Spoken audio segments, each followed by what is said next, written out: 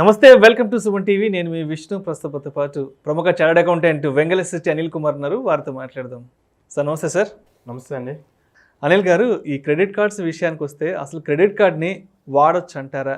వాడితే ఏ విధంగా వాడుకోవాలి? అండ్ ఒక వ్యక్తి ఎన్ని క్రెడిట్ కార్డ్స్ని మెయింటైన్ చేసుకోవచ్చు?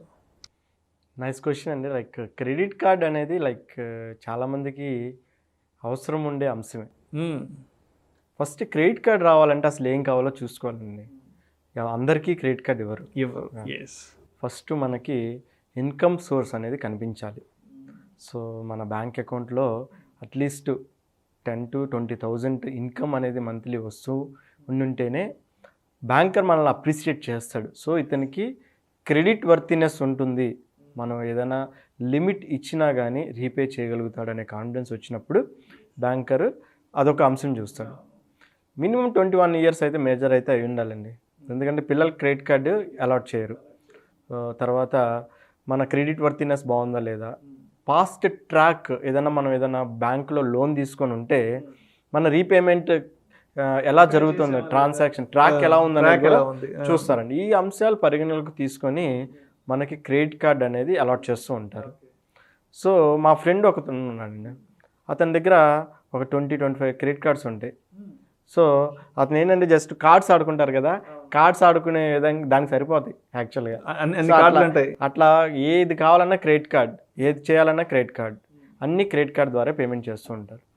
అసలు ఏంటి సార్ ఈ క్రెడిట్ కార్డు వాడటం వల్ల బెనిఫిట్స్ ఏంటి అంటే, ఫస్ట్ మనకి క్రెడిట్ స్కోర్ అనేది ఇంపాక్ట్ అవుతూ ఉంటుందండి. సో మనం ఏదన్నా లోన్ ద్వారా పేమెంట్ చేస్తేనే మన క్రెడిట్ స్కోర్ అనేది, లోన్ తీసుకొని ఉండాలి, దాన్ని వితిన్ టైంలో రీపేమెంట్ చేస్తూ ఉండాలి, అప్పుడే మన క్రెడిట్ స్కోర్ అనేది ఇంక్రీజ్ అవుతూ ఉంటుంది.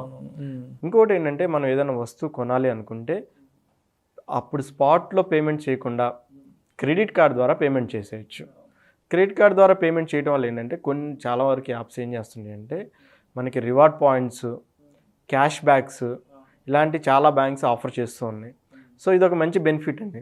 ఇప్పుడు నేను మామూలు డెబిట్ కార్డ్తో కొంటే 10,000 రూపాయలు వస్తూ కాస్త ఒక క్రెడిట్ కార్డ్తో కొంటే 9,000కి ఆఫర్ చేస్తారు కొంతమంది. స్పెషల్ బెనిఫిట్స్ వస్తుంటాయి. తర్వాత లిక్విడిటీ, నేను ఇమీడియట్గా పేమెంట్ చేయాల్సిన అవసరం లేదు.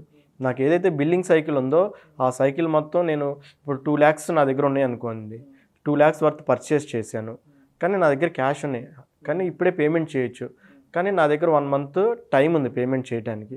ఈ 2 lakhs నేను ఫర్ ద టైమింగ్ ఏదైనా షార్ట్ టర్మ్ ఇన్వెస్ట్మెంట్లో పెట్టుకొని దాంట్లో వచ్చే రిటర్న్స్ ఎంజాయ్ చేయొచ్చు.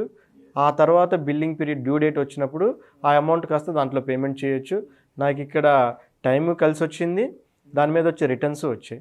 సో ఇట్లాంటి బెనిఫిట్స్ చాలా ఉన్నాయి. తర్వాత రీపేమెంట్ చేసేటప్పుడు కూడా కొన్ని యాప్స్ అనేవి మనకి క్యాష్ బ్యాక్స్ ఇస్తున్నాయండి. జనరల్గా నేను వాడేటప్పుడు I'm not promoting anything, credit app అనేది వాడుతూ ఉంటాను. సో దాంట్లో ఏంటంటే మన అన్ని బ్యాంక్ క్రెడిట్ కార్డ్స్ అనేవి లింక్ చేసుకోవచ్చు. 1 single పాయింట్ కింద మనం ఏదైనా పేమెంట్ చేసేటప్పుడు కూడా వాళ్ళు క్యాష్ బ్యాక్ కొంత అమౌంట్ అనేది ఇస్తూ ఉన్నారు. తర్వాత రిమైండర్స్ అండి, బేసిక్గా నంబర్ ఆఫ్ క్రెడిట్ కార్డ్స్ ఉండటం వల్ల మనం మిస్ అయ్యే ఛాన్సెస్ ఎక్కువ ఉన్నాయి. ఎందుకంటే డ్యూ డేట్స్ ఎప్పుడో తెలియదు. ఒక బ్యాంక్ అకౌంట్లో ఇప్పుడు ప్రతి క్రెడిట్ కార్డ్ పేమెంట్ చేయాలంటే డిఫరెంట్ బ్యాంక్ అకౌంట్స్లో ఉంది అనుకోండి, సో ఆ బ్యాంక్ వెబ్సైట్కి వెళ్ళి ఓపెన్ చేసి దాన్ని పేమెంట్ చేయాలి. ఇంకో బ్యాంక్ ఉందనుకోండి, ఆ వెబ్సైట్కి వెళ్ళి ఓపెన్ చేసుకోవాలి. నేను ఫెసిలిటీగా పడిందంటే క్రెడిట్ యాప్. దీంట్లో ఏంటంటే మన సిబిల్ స్కోర్ కూడా దాంట్లో తెలుసుకోవచ్చు. సిబిల్ స్కోర్ చూడటానికి కూడా అవకాశం ఉంది. తర్వాత ఏ bank number of bank accounts ఉన్న సింగిల్ పాయింట్లో మనం యూపీఐ పేమెంట్ ద్వారా మనం పేమెంట్ అనేది చేసుకోవడానికి వెసులుబాటు ఉంది. సో ఇదని బేసిక్గా క్రెడిట్ కార్డ్స్ వల్ల ఉపయోగాలు. తర్వాత కొన్ని దగ్గర కొన్ని ఎయిర్పోర్ట్స్లో మనకి కొన్ని benefits, extra benefits, credit card హోల్డర్కి ఎక్స్ట్రా బెనిఫిట్స్ కూడా ఇస్తూ ఉంటారు. ఈ రివార్డ్ పాయింట్స్ ద్వారా మనం కొన్ని వస్తువులు కూడా పర్చేస్ చేసుకోవచ్చు. ఇవన్నీ చాలా బెనిఫిట్స్ ఉన్నాయి. లిక్విడిటీ ఉంటుంది. తర్వాత ప్రాపర్గా ఫైనాన్స్ మేనేజ్మెంట్ చేసుకుంటే ఒక 2-3 క్రెడిట్ కార్డ్స్ ఉన్నాయి అనుకోండి, బిల్లింగ్ సైకిల్ని ప్రాపర్గా మేనేజ్ చేసుకోవాలి. సో ఏది ఎక్కువ, ఇప్పుడు ఈరోజు పర్చేస్ చేస్తే నాకు ఏ కార్డ్ ద్వారా పర్చేస్ చేస్తే ఎక్కువ టైం నేను రీపేమెంట్కి టైం ఉంటుందనేది చూసుకొని ప్లాన్ చేసుకోగలిగితే అప్పుడు ఫండ్స్ కూడా లిక్విడిటీ కూడా మనం జాగ్రత్తగా ప్లాన్ చేసుకోవచ్చు. తర్వాత ట్రాకింగ్ ఉంటుందండి. ట్రాకింగ్ అంటే మనం ఎక్కడ ఎక్స్పెన్సెస్ ఎక్కడ చేస్తున్నాం అనేది కూడా తెలుసుకోవచ్చు. సో ఇలాంటి ఏదైతే ఇవన్నీ చాలా బెనిఫిట్స్ ఉన్నాయండి. ఎక్కడైతే బెనిఫిట్స్ ఉంటాయో అక్కడ కూడా అక్కడ నష్టాలు ఆటోమేటిక్గా ఉంటాయి. అవును, వెంటాడుతుంటాయి. క్రెడిట్ కార్డ్ ఉండటం వల్ల ఏంటంటే మనకు 10,000 డెబిట్ కార్డులో ఉందంటే 10,000 వరకే ఖర్చు పెడతాం. కానీ ఇక్కడ క్రెడిట్ కార్డ్ మనకి లిమిట్ ₹1,00,000 ఇస్తారు. మనకు అవసరం ఉన్నా లేకపోయినా లిమిట్ ఉంది కాబట్టి మనం ఎక్కువ వాడే అవకాశాలు చాలా ఉన్నాయి.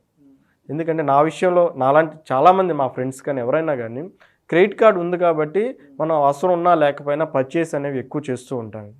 సో తర్వాత పేమెంట్ చేసేటప్పుడు తెలుస్తుంది ఆ పెయిన్ ఏంటనేది.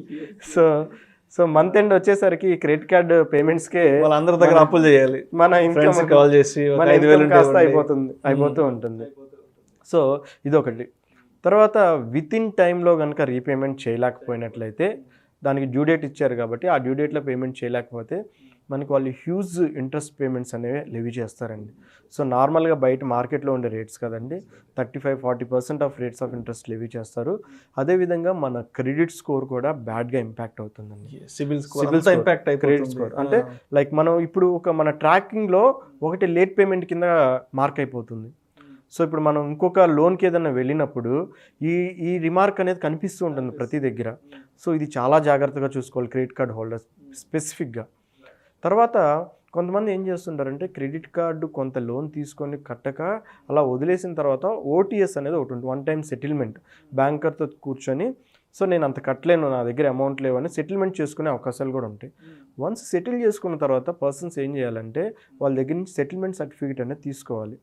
అక్కడ మన సిబిల్ స్కోర్లో అది క్లోజ్ అయి ఉండాలి, లేకపోతే అది కంటిన్యూస్గా మన బ్యాడ్ రిమార్క్గానే కనిపిస్తూ ఉంటుంది, మన సిబిల్ స్కోర్లో ఎఫెక్ట్ అవుతూనే ఉంటుంది.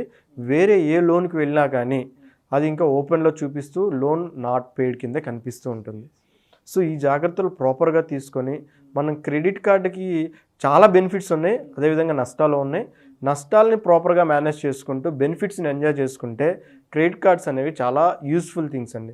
మనం ఎక్కడన్నా అవుట్ స్టేషన్స్కి వెళ్ళినా లిక్విడిటీ ఈజీ పేమెంట్స్, చేతిలో ఒకవేళ డబ్బులు లేకపోయినా వెంటనే క్రెడిట్ కార్డ్ ఏదో విధంగా ఉపయోగించుకో. సో టూర్స్కి వెళ్ళొచ్చు, అన్ని దగ్గర ఇప్పుడు ఫారిన్ కంట్రీస్కు కొన్ని అలౌ చేస్తుంటే బెనిఫిట్స్ ఇస్తుంటే సో మనం క్రెడిట్ కార్డ్ స్వైప్ చేస్తే ఆన్లైన్ పేమెంట్స్ అయినా కానీ అక్కడ స్వైపింగ్స్ కానీ ఏదైనా కానీ మనం ఈజీగా ఫ్లెక్సిబుల్గా వాడుకుంటూ ఉండొచ్చు.